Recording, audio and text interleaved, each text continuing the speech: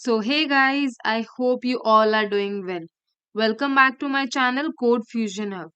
तो ये हमारे एंगुलर सीरीज का 10th लेक्चर होने वाला है।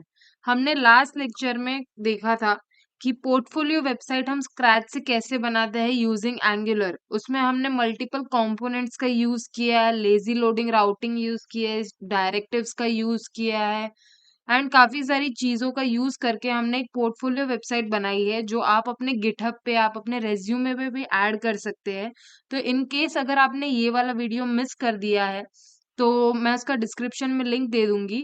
मेक श्योर कि आप वो वीडियो देखें एंड प्रैक्टिस करें। वीडियो के साथ साथ भी आप प्रैक्टिस कर सकते हैं एंड एक बार आप देख के आप अपने मन से भी जो आपको रिक्वायरमेंट्स है उसके अकॉर्डिंग भी आप अपनी वेबसाइट डिजाइन कर सकते हैं एंड अपने रिज्यूमे में उसको ऐड कर सकते हैं ताकि और भी आप उसको एनहांस कर सके अपने रिज्यूमे में।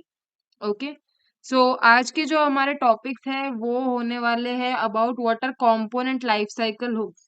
जब भी हम कोई कंपोनेंट को क्रिएट करते हैं तो उस कंपोनेंट का लाइफ साइकिल जो है, जो उसका इनिशियल फेज होता है, जो उसके बाकी के फेजेस होते हैं से लेके जो उसका एंड फेज होता है, तो वो सब कैसे प्रोग्रेस होता है वो हम पढ़ेंगे। एंड वाटर पाइप्स, हम पाइप्स का यूज क्यों करते हैं एंड एंगुलर में हमें वो यूजफुल कैसे है, हम वो भी देखेंगे।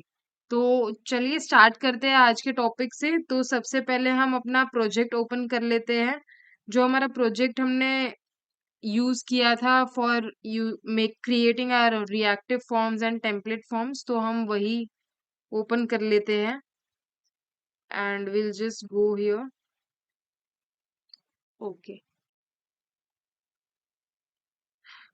तो ये हमारा प्रोजेक्ट है एंड हम इसे रन कर लेते हैं। ओके।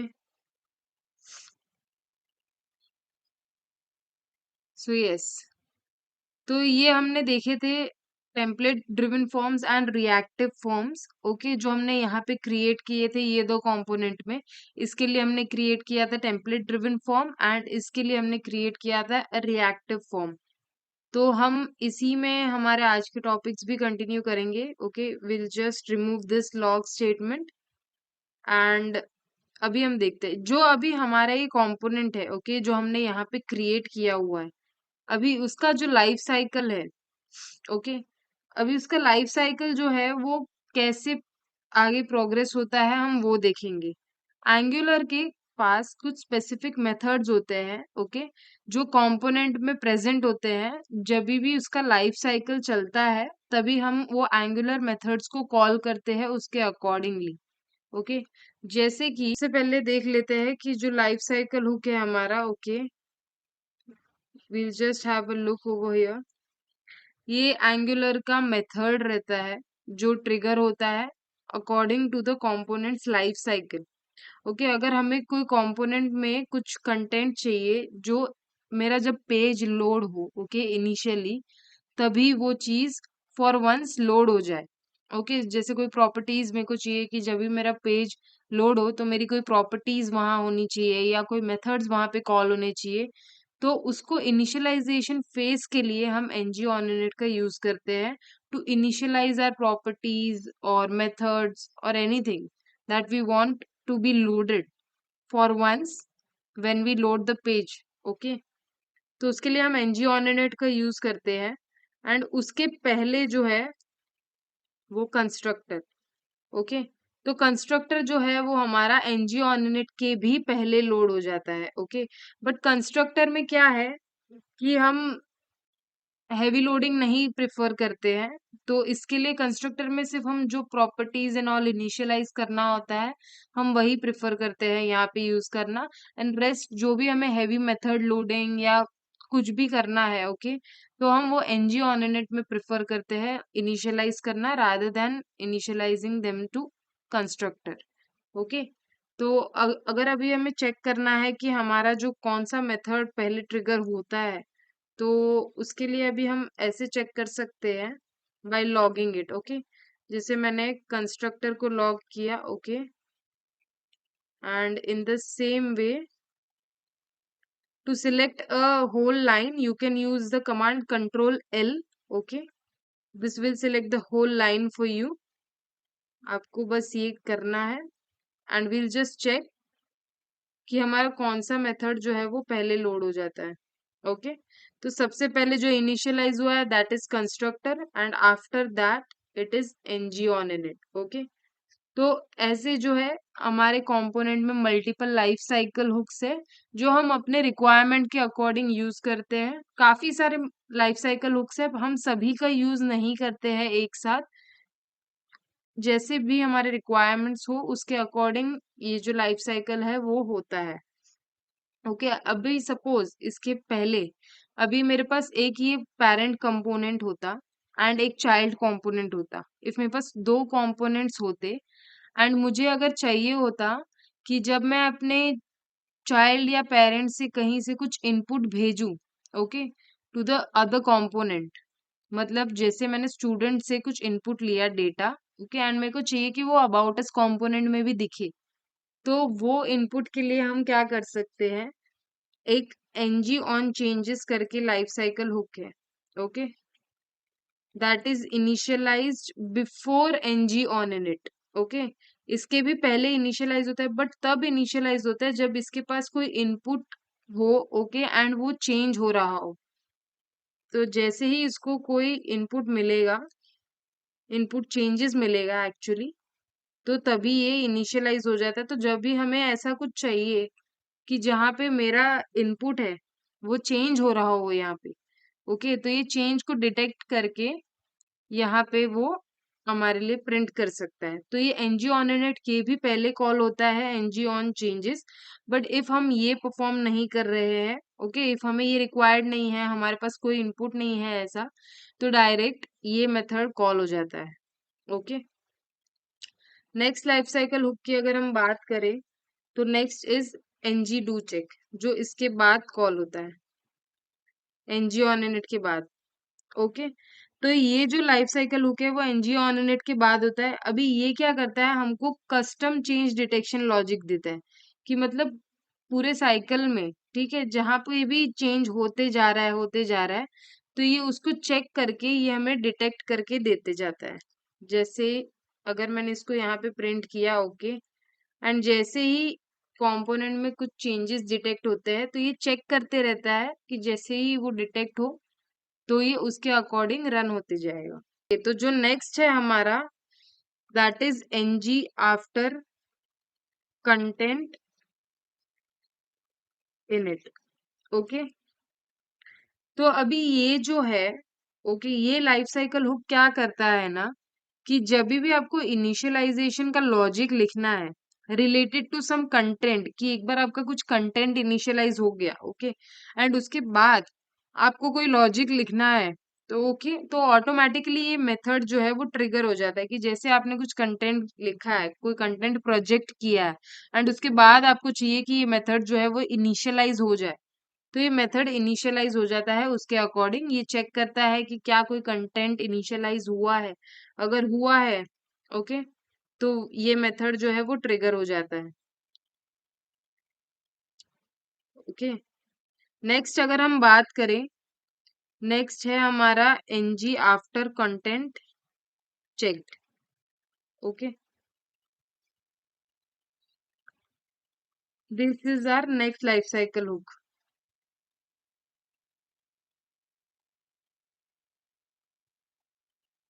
तो ये जो हमारा लाइफ साइकिल हुक है एनजी आफ्टर कंटेंट चेक्ड, ये क्या करता है कि कंटेंट को चेक करता है जब भी हमारा चेंज डिटेक्ट होते रहता है उसके अकॉर्डिंग। तो जैसे ही मेरा कोई चेंज डिटेक्ट हुआ, इसने कंटेंट को चेक किया एंड तुरंत हमें वो मेथड कॉल करके देता है। तो जैसे ही वो चेंज डिटेक्शन साइकिल चलते रहता है तो कंटेंट जो है उसके अकॉर्डिंग हमेशा चेक होते रहता है। तो फिर just we'll take this and we'll just log this। log हम हमेशा क्यों करते हैं, चेक करने के लिए कि जो हमारा मेथड है, ओके, वो कब और कैसे रन हो रहा है और कौन से सीक्वेंस में रन हो रहा है, हम उसको चेक करने के लिए ये यूज कर रहे हैं।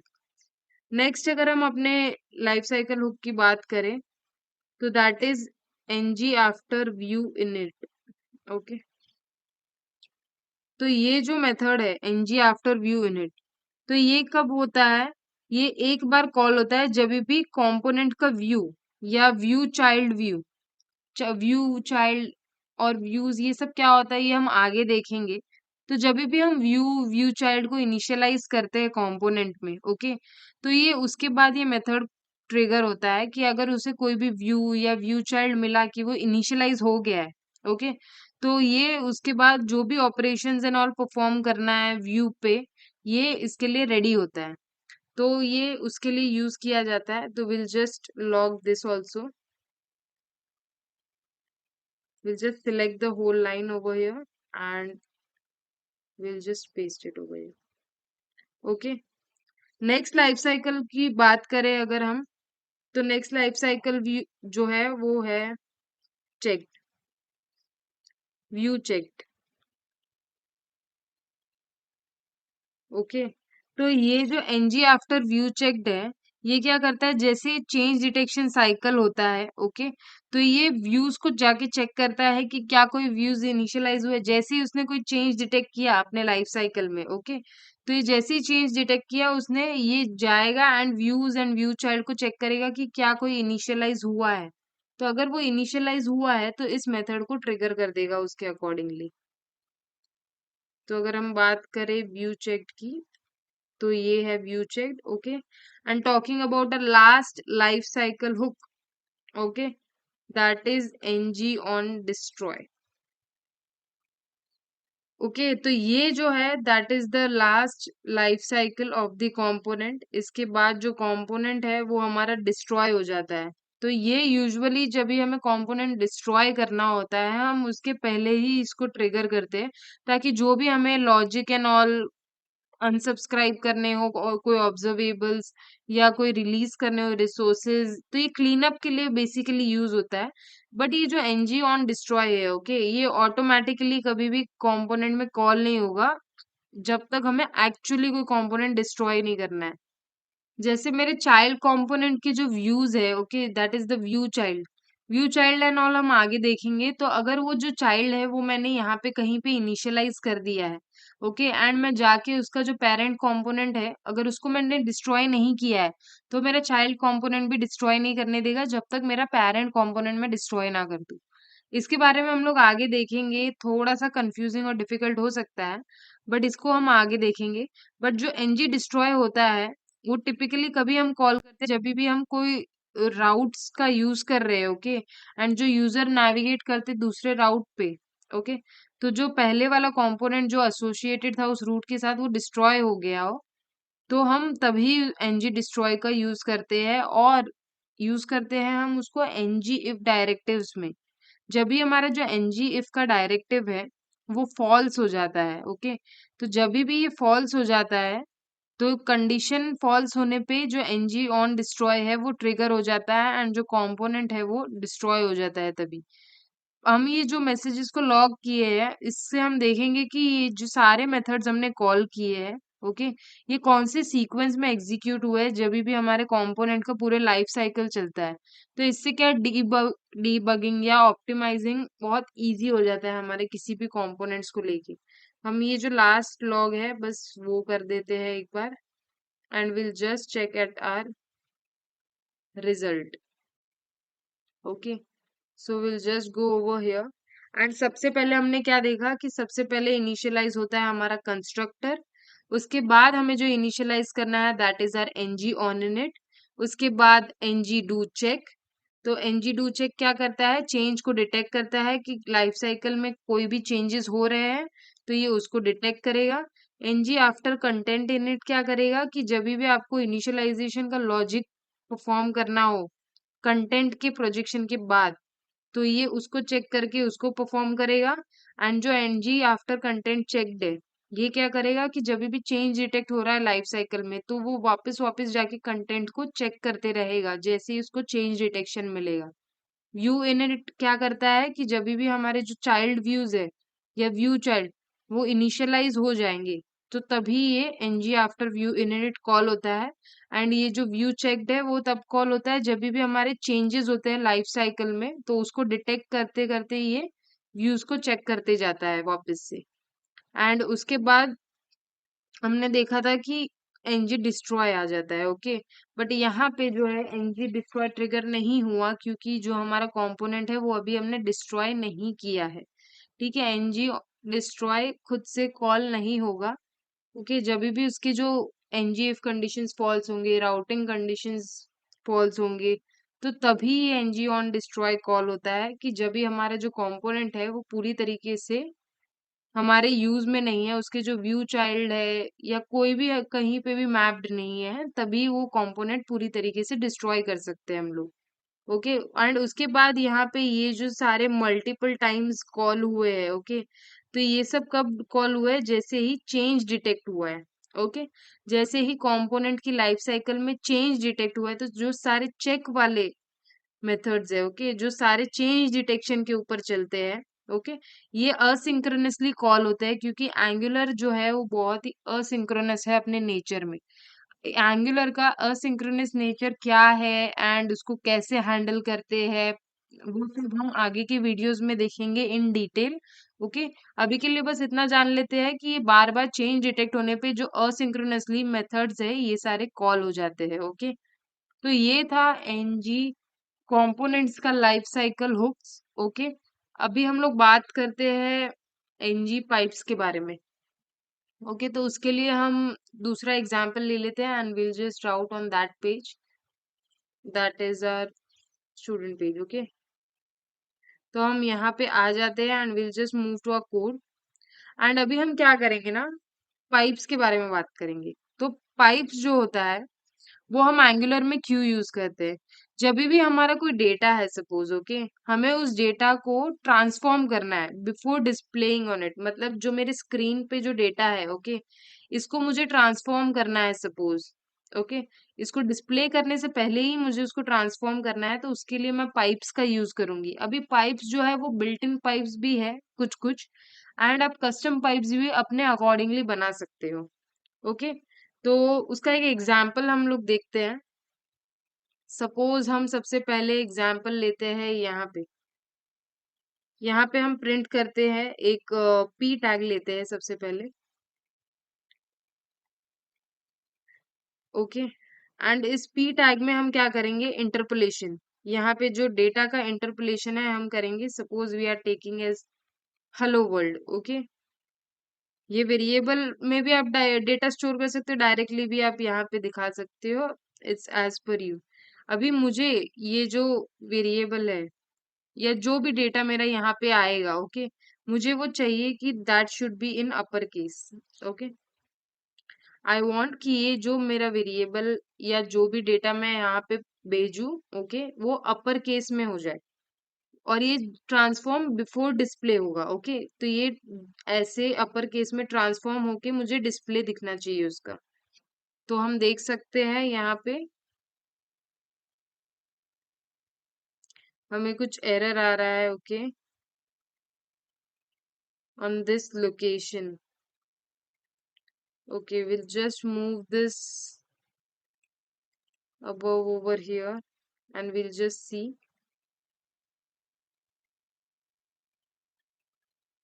We'll just refresh the page for once.